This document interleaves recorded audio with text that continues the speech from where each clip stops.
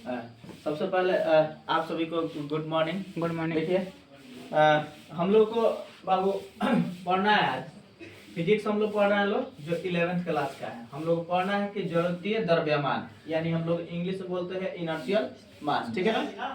देखिए आप लोग को प्रीवियस क्लास में हम लोग पढ़े हुए हैं, जिसका हम लोग जड़त्वीय द्रव्यमान के पहले हम लोग पढ़े थे Newton first law. Newton first law, ठीक है। न्यूटन बाबू जो फर्स्ट लॉ हम लोग क्या पढ़े थे कि न्यूटन साहब ने अपने प्रयोग में सबसे पहला बताए थे कि यदि कोई वस्तु, सपोज मान लीजिए कि एक हम लोग m द्रव्यमान की कोई वस्तु ले लिए। मान लीजिए ये हमारा एक प्रकार का ऑब्जेक्ट है, ये वस्तु है।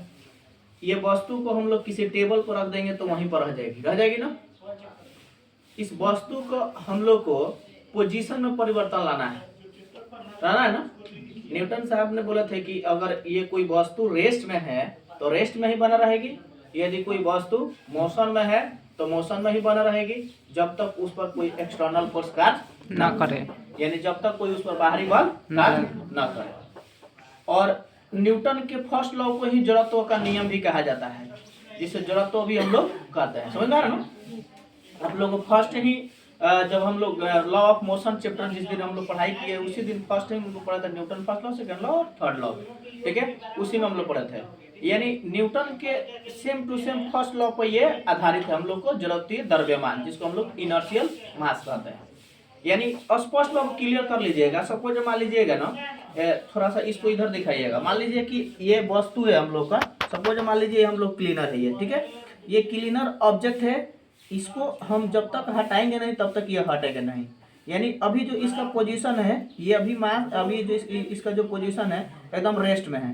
इसको हम लोग को न्यूटन का फर्स्ट लॉ कहते हैं कि यदि कोई वस्तु रेस्ट में है तो रेस्ट में बना रहेगी, यदि कोई वस्तु मोशन में है तो मोशन में ही बना रहेगी। जैसे मोशन में कैसे होता है, जैसे हम लोग घिरनैया देखे हैं ना, हम छोटे छोटे रहते थे घिरनैया चलाते थे, गिरने चलाते थे ना, तो उसको नचा देते थे ना तो डांस करना लगता था। ठीक है ना, डांस करना था, फिर उसको रुकते थे तो रुक जाता था ना। यानी कब रुकता था, उस पर जब हम लोग एक्स्ट्रा से अपने एक्सटर्नल फोर्स लगाते हैं, यानी बाहरी बल जब लगाते हैं। वैसा ही से हमें इस वस्तु को हम लोग धक्का देंगे तो इधर चला जाएगा, ये वस्तु इधर करेंगे तो इधर चला जाएगा। ठीक है ना, यानी इस पर एक्सटर्नल फोर्स हमारा कार्य करता है। सेम बाबू हम लोग जो इनर्शियल मास है, जिसको जड़त्वीय द्रव्यमान हम लोग कहते हैं, उस स्थिति में सेम बाबू ऐसा ही हम लोग को इस पर कार्य कर रहा है। न्यूटन के फर्स्ट लॉ ही कार्य करता है। यानी न्यूटन के फर्स्ट लॉ ये कहते हैं कि बाबू कि यदि कोई वस्तु आपका रेस्ट में है तो रेस्ट में ही बना रहेगा, यदि कोई वस्तु आपका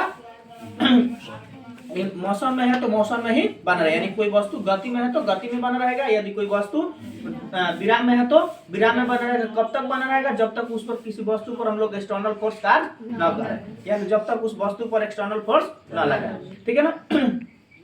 वही उसी तरह देखिए इसमें कह रहा है, इसका डिफिनेशन कह रहा है। देखिए बाबू हम लोग ऐसा जितना भी हम लोग टॉपिक पढ़ रहे हैं ना, एकदम कोई ना कोई एक टॉपिक हम लोग किसी न किसी एक टॉपिक पर आधारित है। ठीक है ना। इसके पहले जो पढ़े थे वो भी किसी पर आधारित था, उसके पहले जो भी पढ़े थे उसी पर किसी पर आधारित था। तो आप लोग देखिए क्या होता है ना कि स्टूडेंट को सबसे पहले पता है क्या होना चाहिए कि इस माइंड को सेटअप करना चाहिए। रेगुलर आपको सोने के पहले अगर किसी भी चीज को याद करना है ना, तो सबसे पहले आपको सोने के पहले आज क्या पढ़ाई की है वो रात पढ़ लीजिए। उसके बाद आप जब सोने जा रहे हैं तो जरूर उस माइंड में कुछ मिनट के लिए प्रीवियस सारा बात याद कर लीजिए, आप कभी नहीं भूलिएगा। ये मेरा दावा है, आपको गारंटी के साथ कह रहे हैं। अगर किसी भी चीज को आपको भूलना नहीं है तो मान लीजिए अभी हम लोग पढ़ लिए इनर्शियल फ्रेम, फिर केमिस्ट्री में पढ़ लेंगे हम लोग कोऑर्डिनेट बॉन्ड, ये सारा चीज हम लोग पढ़ के और रात में हम लोग सो गए। ठीक है, सोने जब जा रहे हैं तो थोड़ा सा जब हम लोग उस समय फोन का, बच्चा कोई भी हो, बच्ची हो या बच्चा हो, जो सोने के समय थोड़ा सा फोन का यूज लोग करता है, तो ना फोन के यूज करके चाहे फोन भी आप चला रहे हैं तो उस समय आप याद कर लीजिए कि आज हम लोग पढ़े हैं कोऑर्डिनेट बॉन्ड, कोऑर्डिनेट बॉन्ड में ये होता है। आज हम लोग पढ़े हैं जड़त्वीय द्रव्यमान, उसमें ये होता है। आप उसके बाद सो जाइएगा, आप मॉर्निंग में उठिएगा, देखिएगा वो टॉपिक आपको याद रहेगा। यानी हमारा जो माइंड का मॉड्यूलेशन जो सिस्टम होता है ना, जो माइंड हमारा होता है ना, उसको क्या करता है, हरदम रिवीजन करता रहता है।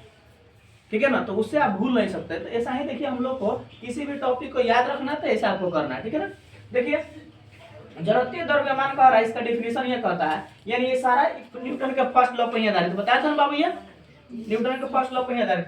तो बोलेंगे किसी वस्तु का वह द्रव्यमान जिसके कारण उसमें जड़त्व उत्पन्न होता है, उसे हम लोग क्या कहते हैं, जड़त्वीय द्रव्यमान कहते हैं। जिसको हम लोग इनर्शियल मास कहा जाता है। लिखेंगे यदि किसी पिंड पर F बल यानी कोई वस्तु है उस पर हम लोग बल लगा रहे हैं, ठीक है ना, और लगने से उसका त्वरण क्या हो रहा है बाबू, उत्पन्न हो रहा है, ए उत्पन्न हो रहा है, तो इसलिए F समानुपाती A, जहां F इक्वल टू जब समानुपाती हटा तो MI यानी मास ऑफ इनर्शिया, समझ में आ रहा है ना, मास ऑफ इनर्शिया, इसको हम लोग MI के द्वारा सूचित कर, इसलिए F equal to MI into A। Equation number first हम लोग कर दिए। देखिए जहां MI एक नियतांक है, समझ में आ रहा है ना, अभी बताया ना, जिस वस्तु का जड़त्व का है। अगर कुछ कोई पूछेंगे कि आपका MI क्या है तो बोलना है कि MI फोन नहीं है, समझ में आ रहा ना, MI फोन नहीं है, ये जड़त्व का हम लोग को द्रव्यमान का एक जड़त्व है, समझ में आ रहा ना। तो इसको MI फोन मत बता दीजिए, कोई MI phone, Redmi, Chinese phone, ठीक है ना, उससे बच कर आना है।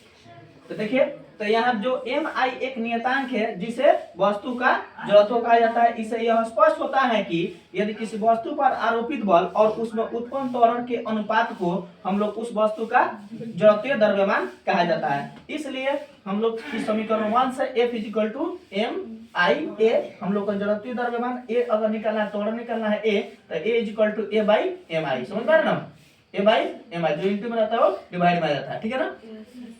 हम लोग को इनर्शियल मास तो खत्म हो गया, इस पर हम लोग न्यूमेरिकल पढ़ेंगे, ठीक है ना। आप सभी लोग पहले इसको राइट कर लीजिए।